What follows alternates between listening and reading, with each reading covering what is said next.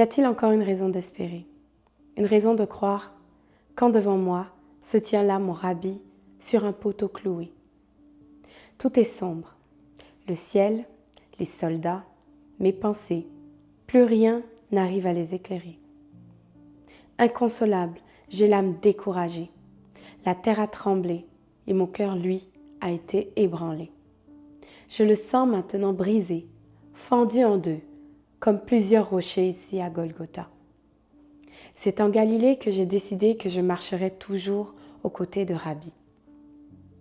J'étais à l'époque encore la marionnette d'esprits démoniaques. Anxieuse et tourmentée, je ne connaissais pas le repos et la paix m'étaient étrangères.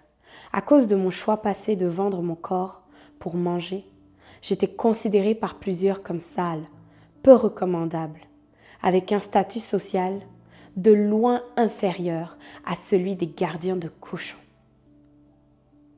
Les femmes me regardaient avec dédain.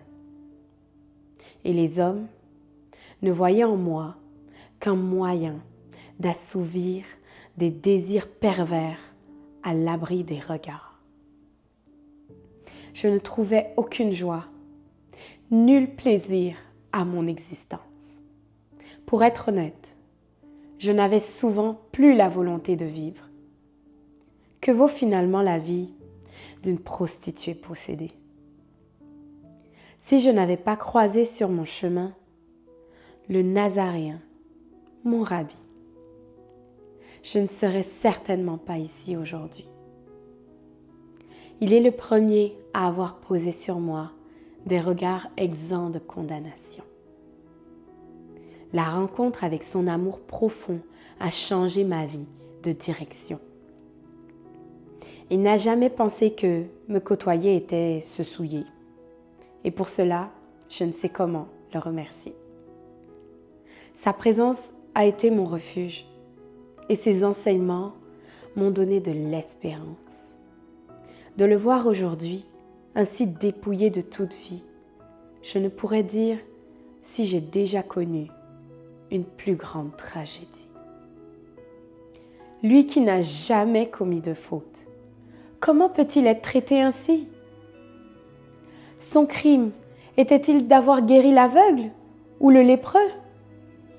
Est-il condamné parce qu'il a parlé du royaume des cieux aux pauvres d'esprit ou car il a annoncé une consolation aux affligés? Certes, Rabbi nous l'avait dit qu'il serait mis à mort. Mais qui aurait pu imaginer qu'il allait être crucifié, traité comme un agneau que l'on mène à l'abattoir? Si quelqu'un méritait bien d'être sur la croix, c'était moi. C'était à nous et non à lui de souffrir le calvaire. À travers son sacrifice, nous avons la rédemption. Au milieu des larmes et des lamentations, j'entends résonner en moi les paroles de Rabbi. Il a prévenu qu'il sera arrêté, jugé et tué.